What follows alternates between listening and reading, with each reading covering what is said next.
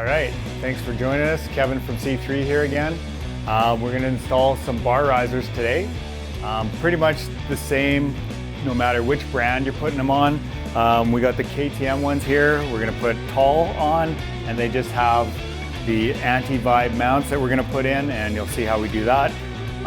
Later on, check out one of our tech videos on the bar risers that tell you why and how we design them and how they integrate with all the rest of the handlebar system.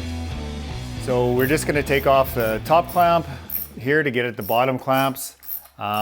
Because we're going into a full Snowbike build on this bike, we're just going to take off all the handlebars and everything as well. And but then we'll just show you quickly here the install of the bar risers.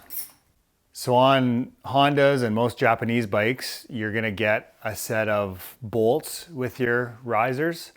They're to be used in place of the stock bolts with the sleeves on them.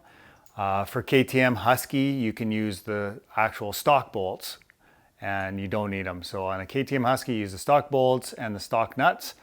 In this case, we are going to pull out the anti-vibe rubbers and pull in the rubber kills as part of this kit.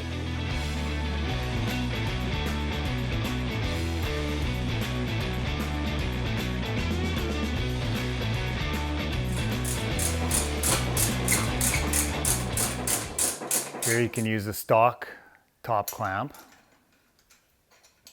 or if you're getting C3's one-piece top clamp, you can use that to square everything up before you tighten it down.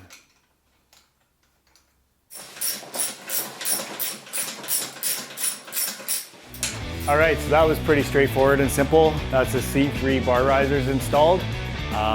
Next, we're going to go on to the one-piece top clamp and the bar system with our handguards, so those will be in future videos.